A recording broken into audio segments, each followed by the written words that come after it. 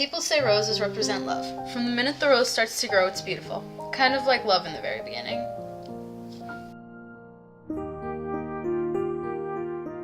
It continues to blossom, grow, and it becomes even more gorgeous. Then it reaches its full height and stands and begins to lose its color, slowly fading away.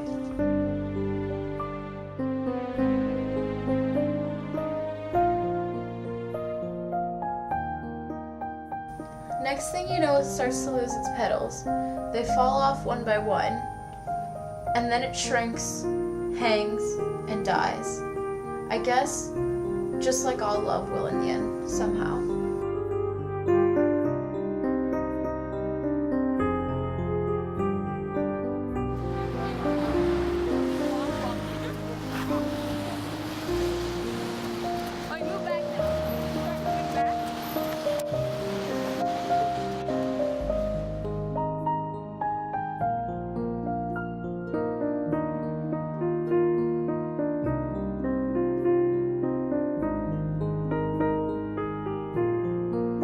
My story isn't that complicated. My name is Cara, and I was just 16 when I first fell in love.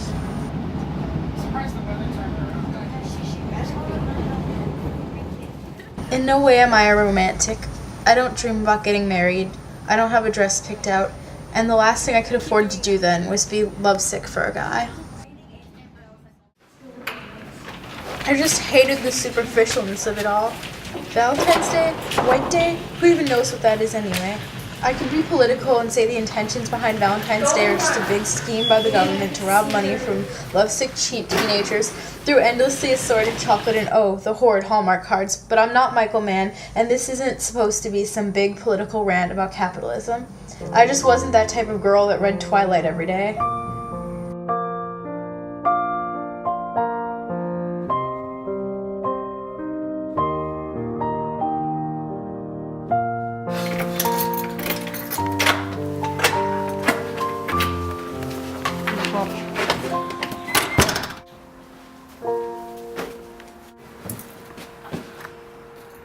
It's scary how much a person can mean to you when you're in love. How a stranger could know you better than anyone. How the person you're going to fall in love with is walking this earth right at this very moment.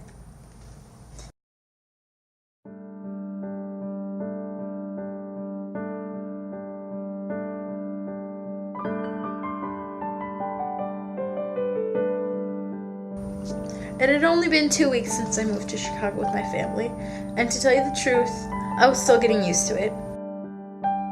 I hated the city, but ironically, that's where I met Eric.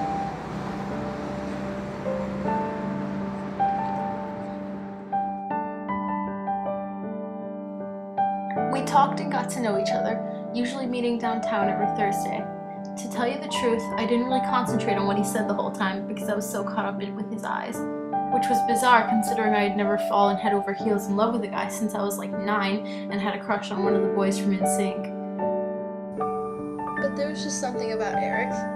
It wasn't his hair or his arms or his face. There was just something about him that was comforting and sweet and generally wonderful. He was kind of thoughtful and funny. In all seriousness, it was to the point where he probably spent his spare time petting abandoned puppies or something.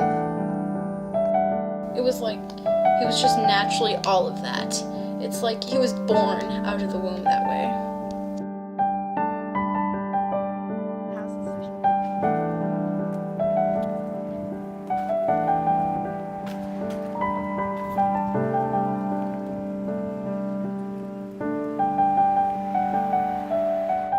He listened to me talk about my problems every day, but he never once talked about his.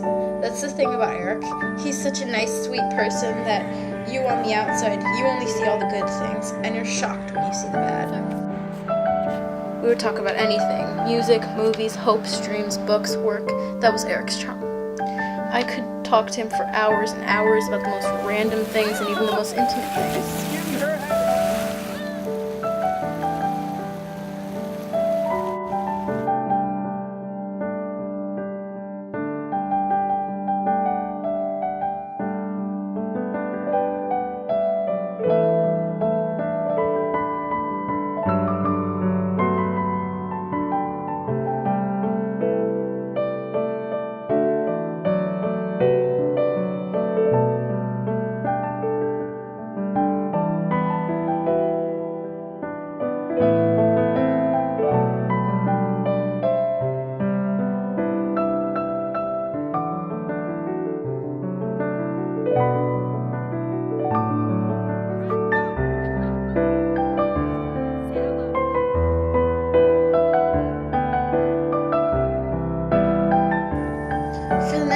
months we became closer than anyone's ever been to me.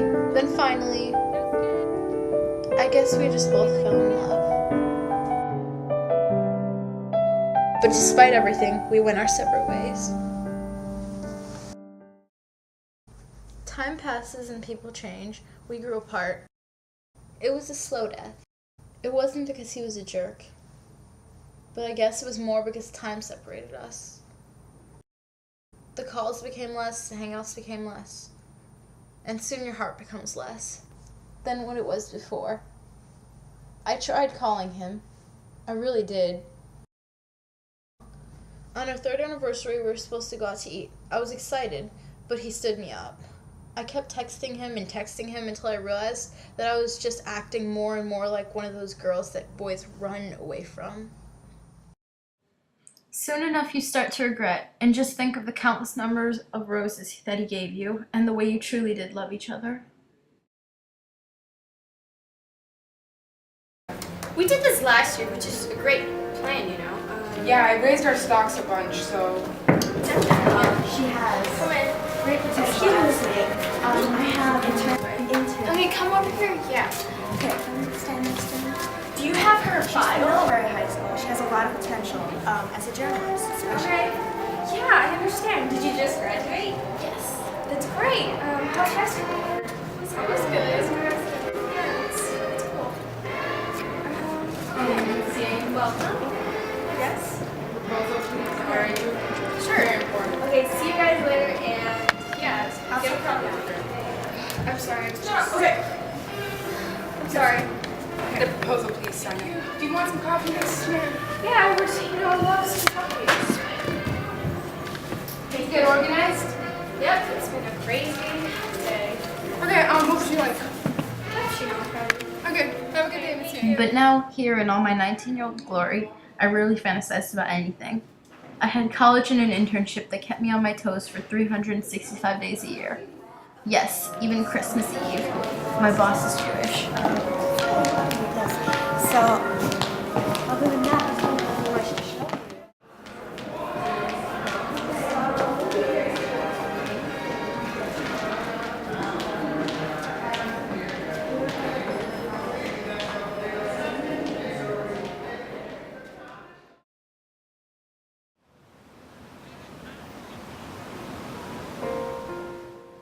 And despite my hectic schedule, if I hadn't decided to take Monroe instead of Jackson Street, I would have never seen him.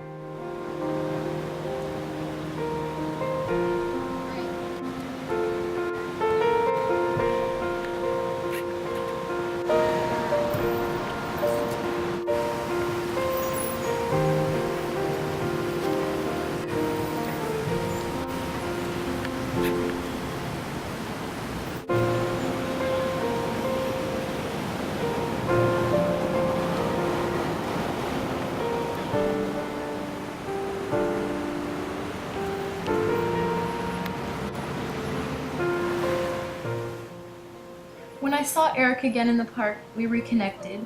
It took a while to get used to it, the motions, the way we were before everything happened, and it seemed to work. But then everything changed for me. You don't know where you're backing up to.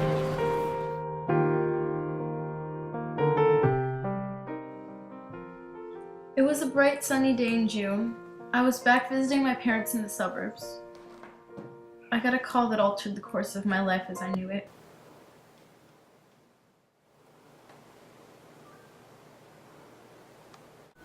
Missed call from Eric?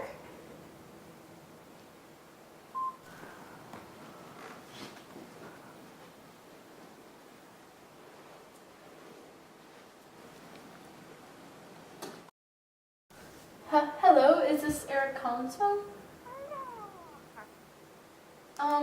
It's Cara. I'm his friend.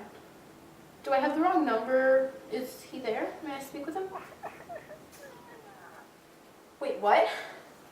No, but I just saw him yesterday.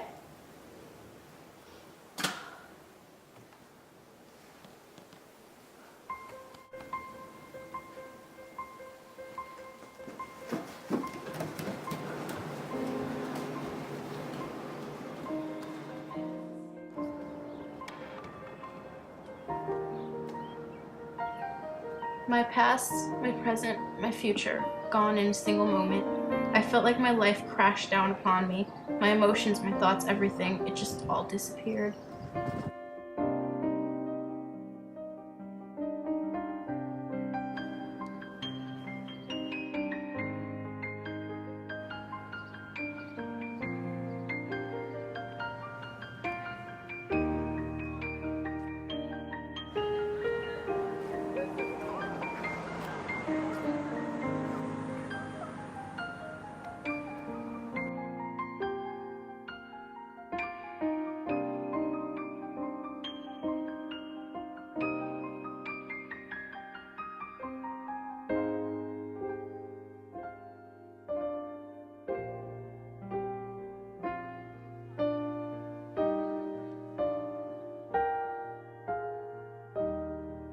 Roses, they come in so many different colors.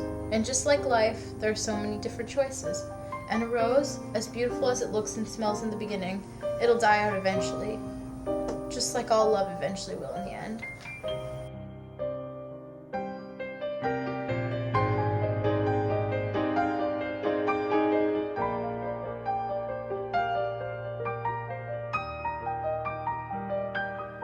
I still have memories of Eric, which I won't be forgetting for a long time, as painful as it is. So maybe roses don't die, because it was once beautiful, and it still will be beautiful, and then soon after you'll see a new rose forming. Somehow, somewhere, sometime, afterward.